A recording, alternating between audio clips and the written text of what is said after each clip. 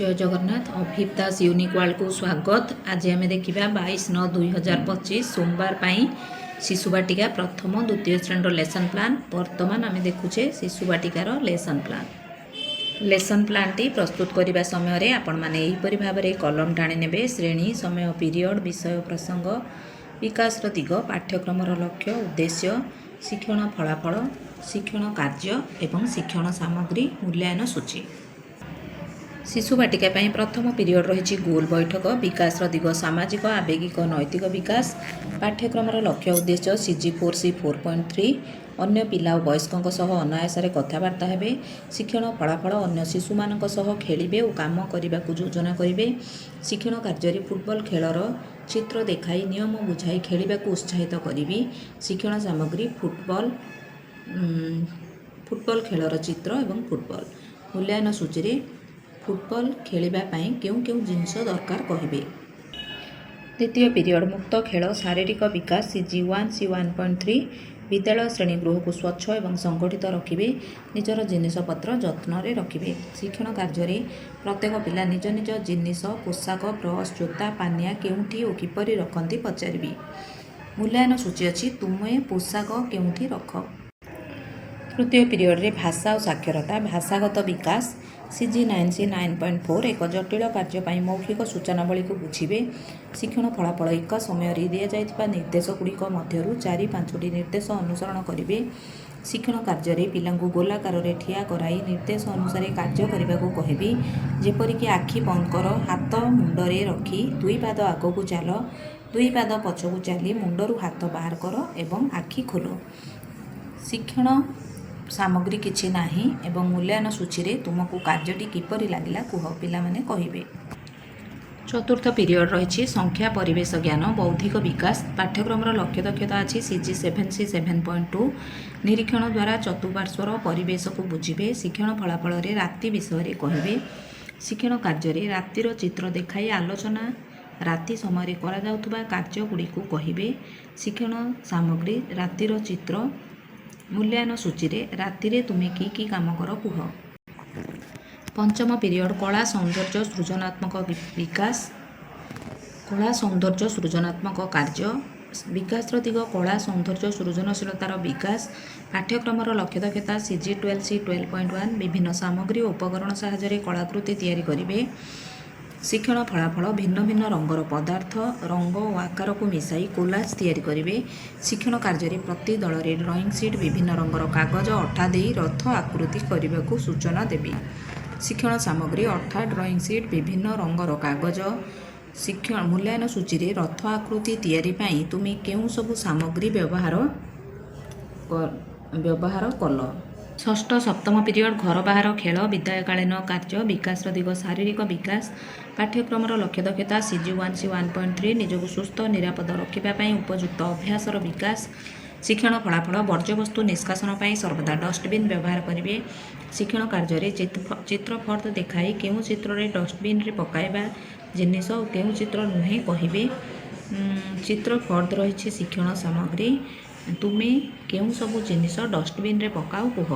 एथि सहित दिन सारा करा जाउथुबा कार्यर पुनरालोचना कराइबी एवं एथि सहित आमर शिशु बाटिकार लेसन प्लान सरीगला 22/9/2025 सोमवार प्रथम और द्वितीय श्रेणी मल्टीग्रेड लेसन प्लान टी प्रस्तुत करने समय यहीपरि भाव में कलम टाणी ने श्रेणी समय पीरियड विषय प्रसंग विकास दिग शिक्षण उद्देश्य शिक्षण फलाफल शिक्षण कार्य शिक्षण सामग्री एवं मूल्यांकन सूची। प्रथम श्रेणी प्रथम पीरियड रही भाषा कविता पोस्टर सकाळ विकास दिग भाषागत विकास शिक्षण उद्देश्य DG2 ECL 4.1 OLD plus writing पिला माने कविता आवृत्ति करेंगे। शिक्षण फलाफल पिला माने अनुकरण करी कविता आवृत्ति करेंगे। शिक्षण कार्य चित्र देखाई स्वर ताल लय भावभंगी अभिनय सह सकाळ कविता आवृत्ति करी पिला माने अनुकरण करी कविता आवृत्ति करेंगे। कविता पोस्टर रही शिक्षण सामग्री। द्वितीय श्रेणी रही पाठ 13 बेंगुली करुछि कें कटर भाषागत विकास रही शिक्षण उद्देश्य रही परिचित चरित्र विषय कथबार्ता हेबे और निजर मत देवे। शिक्षण फलाफल DG2 ECL 5.2 OLD plus writing परिचित प्रसंग को पढ़ी चरित्र विषय कहे। शिक्षण कार्य चित्र देखाई बेंगुली करुछि कें कटर गद्य को पढ़ाइबी पिला पढ़ा को कहबी। ପାଠ୍ୟପୁସ୍ତକ ରହିଛି ଶିକ୍ଷଣ ସାମଗ୍ରୀ। ମୂଲ୍ୟାୟନ ସୂଚୀରେ ଚିତ୍ରରେ କ'ଣ ସବୁ ଦେଖୁଛ ଲେଖ। ପ୍ରଥମ ଶ୍ରେଣୀ ପାଇଁ ଦ୍ୱିତୀୟ ପିରିୟଡ଼ ରହିଛି ଭାଷା କାର୍ଯ୍ୟପୁସ୍ତିକା ସପ୍ତାହ 13 ଦିବସ 3ର କାର୍ଯ୍ୟ ପୃଷ୍ଠା 3ରେ ରହିଛି।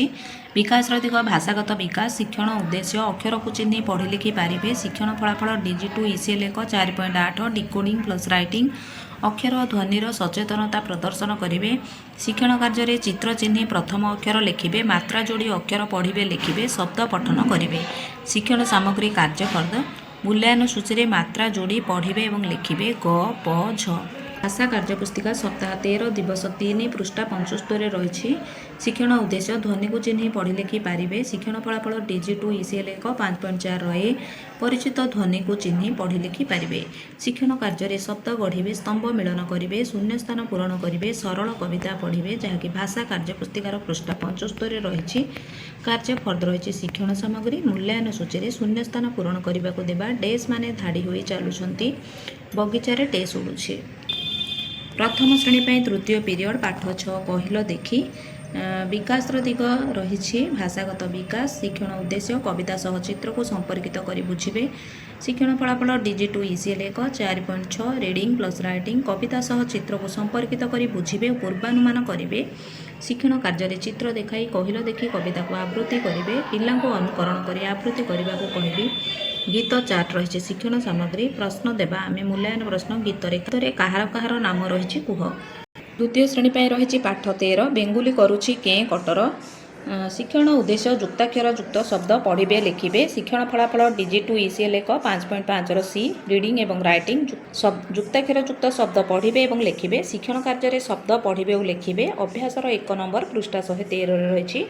ପାଠ୍ୟପୁସ୍ତକ ରହିଛି ଶିକ୍ଷଣ ସାମଗ୍ରୀ ପଢ଼ିବାକୁ ଦେବା ଶବ୍ଦ ଉର୍ଦ୍ଦୁ ଶନିଶ୍ଚର ପଶ୍ଚିମ ଏହିପରି। ପ୍ରଥମ ଶ୍ରେଣୀ ପାଇଁ ଚତୁର୍ଥ ପିରିୟଡ଼ ରହିଛି ପାଠ 6 କହିଲ ଦେଖି। ଗଣିତ ଯାହା ରହିଛି ବୌଦ୍ଧିକ ବିକାଶ ହେଉଛି ବିକାଶର ଦିଗ। ପାଠ୍ୟକ୍ରମର ଲକ୍ଷ୍ୟ ଦକ୍ଷତା ବସ୍ତୁ ଓ ଚିତ୍ର ବ୍ୟବହାର କରି 9 ପର୍ଯ୍ୟନ୍ତ ଗଣିବେ ଲେଖିବେ। ଶିକ୍ଷଣ ଫଳାଫଳ ଡିଜି3 ILM 4.9 9 ପର୍ଯ୍ୟନ୍ତ ସ୍ଥୂଳ ବସ୍ତୁ ଓ ଚିତ୍ରକୁ ଗଣିବେ ଲେଖିବେ। ଶିକ୍ଷଣ କାର୍ଯ୍ୟରେ ଫୁଲ କୁଣ୍ଡରେ ଫୁଲ ଏବଂ କୁଣ୍ଡକୁ ଗଣି ଲେଖିବେ। ଅଭ୍ୟାସର 9 ନମ୍ବର ପୃଷ୍ଠା 36ରେ ରହିଛି। ପାଠ୍ୟପୁସ୍ତକ ହେଉଛି ଶିକ୍ଷଣ ସାମଗ୍ରୀ। ଆବାକସ୍ରୁ ହଳଦିଆ ରଙ୍ଗର ରିଙ୍ଗ ନେଇ ଗଣିବାକୁ ଦେବି। ଇଏ ରହିଛି ଆମର ମୂଲ୍ୟାୟନ ସୂଚୀ। ଦ୍ୱିତୀୟ ଶ୍ରେଣୀ ପାଇଁ ରହିଛି ପାଠ 9 ଶୂନ ଯୋଡ଼ିବା ଓ ଫେଡ଼ିବା। ଶିକ୍ଷଣ ଉଦ୍ଦେଶ୍ୟ ଯୋଗଫଳ ନିର୍ଣ୍ଣୟ କରିବେ ଅନେଶ୍ୱତ ମଧ୍ୟରେ। ଶିକ୍ଷଣ ଫଳାଫଳ ଡିଜି3 ILM 5.14 ଦୁଇ ଅଙ୍କ ବିଶିଷ୍ଟ ସଂଖ୍ୟାର ଯୋଗଫଳ ନିର୍ଣ୍ଣୟ କରିବେ। ଶିକ୍ଷଣ କାର୍ଯ୍ୟରେ ଗଳ୍ପ କଥନ ମାଧ୍ୟମରେ ଶୂନ ଯୋଡ଼ିବା ଫେଡ଼ିବାର ଧାରଣା ପ୍ରଦାନ କରିବି। ପାଠ୍ୟପୁସ୍ତକର 74 75 76ରେ ରହିଛି। ପାଠ୍ୟପୁସ୍ତକ ରହିଛି ଶିକ୍ଷଣ ସାମଗ୍ରୀ। ମୂଲ୍ୟାୟନ ସୂଚୀରେ ସମାଧାନ କରିବାକୁ ଦେବା 35 ମିଶାଣ 0 କେତେ 40 ମିଶାଣ 0 କେତେ ଏହିପରି। ପଞ୍ଚମ ପିରିୟଡ଼ ଗଣିତ କାର୍ଯ୍ୟପୁସ୍ତିକା ସପ୍ତାହ 13 ଦିବସ 3 ପୃଷ୍ଠା 7 ରହିଛି। ଏହା ପ୍ରଥମ ଶ୍ରେଣୀ ପାଇଁ ରହିଛି। ଆମର ଶିକ୍ଷଣ ଉଦ୍ଦେଶ୍ୟ ସେମ୍ ରହିଛି। ଶିକ୍ଷଣ ଫଳାଫଳ ମଧ୍ୟ ସେମ୍ ରହିଛି।